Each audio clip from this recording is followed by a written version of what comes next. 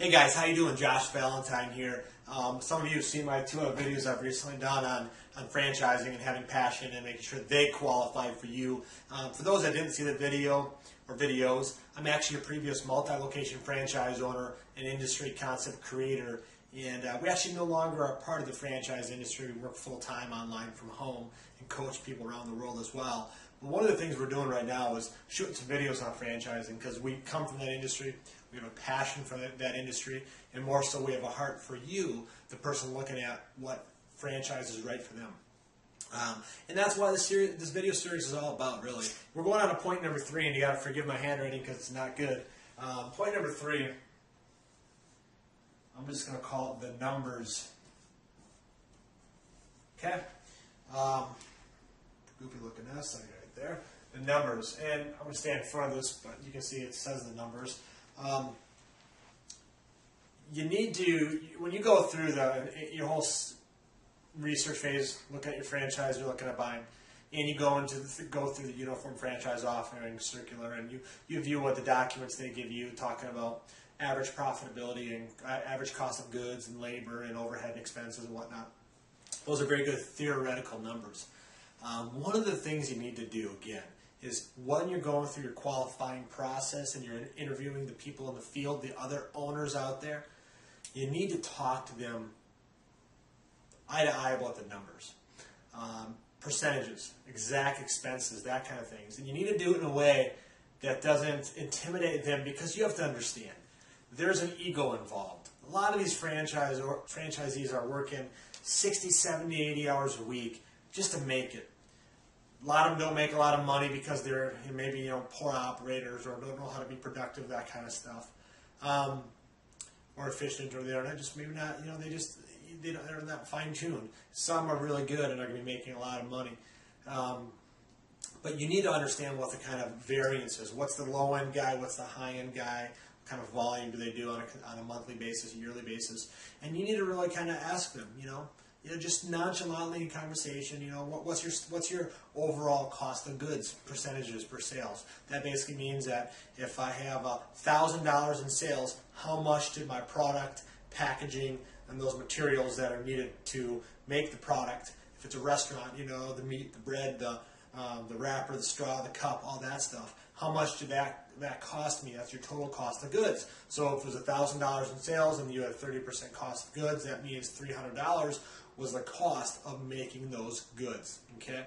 Another thing you're going to want to understand is you want to make sure you understand what kind of average labor percentage do they run.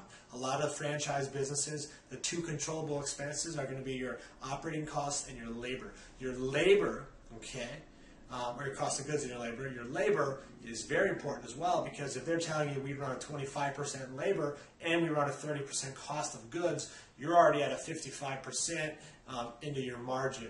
What that basically means is if you did $1,000 in sales, $550 went towards labor and cost of goods. Remember, out of that number is going to come a franchise fee, a maintenance fee for your franchise. Out of that number is going to be your electricity. It's going to be your insurance. It's going to be your rent. It's going to be your gas. It's going to be your water. It's going to be your pest control guy. It's going to be your guy who does sanitizes the bathrooms. It's going to be the guy who your garbage disposal. Then it's going to be your loan payment. So all these tie into that. So you need to really have an understanding for, after all said and done, okay, including a loan payment, because most guys have a loan, so make sure you find out if they do or they don't. What is their bottom net profit after expenses? Okay, a lot of guys, sad to say, don't even know that number because they're so inundated with the day-to-day that they don't go and look at the overall aspect of their businesses. But that percentage is huge. Okay. If they tell you that they got a 10% net, means for every dollar they bring in, there's a 10% profit, 10 cents profit. So on $1 million in sales, which is a good number of sales, high volume of sales for most franchises out there, $1 million in sales, that would net $100,000 in income. Now, I don't know what kind of franchise you're looking at and whatnot, but this is the point. understand the numbers, man. If you're not good and strong in numbers and you don't understand how to increase profitability without increasing sales, and that's a key concept too. I'm kind of going on tangents, but when you talk about numbers, you have to look at how can I increase profitability while keeping sales level, because it's harder to increase sales, but it's easy to increase your or decrease your costs. So you need to identify your system, find out how to increase 1/4% here, or decrease 1/4% here, 0.5% here, 1% here, 3% there, and that adds up. 1% of $1 million is $10,000. So if you can drop your costs 5% without increasing your sales, you've just made a $50,000 on your bottom line. Now you go out there and you bang out your sales and you grow that business like an animal because you got your costs in control. Okay?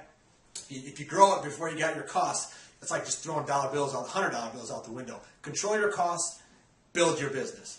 Know the numbers. Have a passion, make sure that they qualify for you.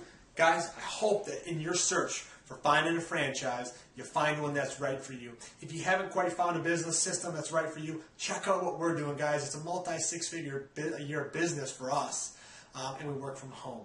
We come from this industry and we love it, but we'll never go back because we no longer have the insurance, the headaches, the employees, the rent, the franchise fees, the challenges of traditional business that we used to have. While it was a blessing, there was a lot of work. Right now, I'm at home. I got shorts on. I'm in bare feet. You can't see that because I'm in the video, but I'm in my office. It's a beautiful day. We're about to run out and go swimming. It's the middle of the week. That's pretty cool too. But anyways, I hope this gave you some tips. God bless. I'll see you in the next video.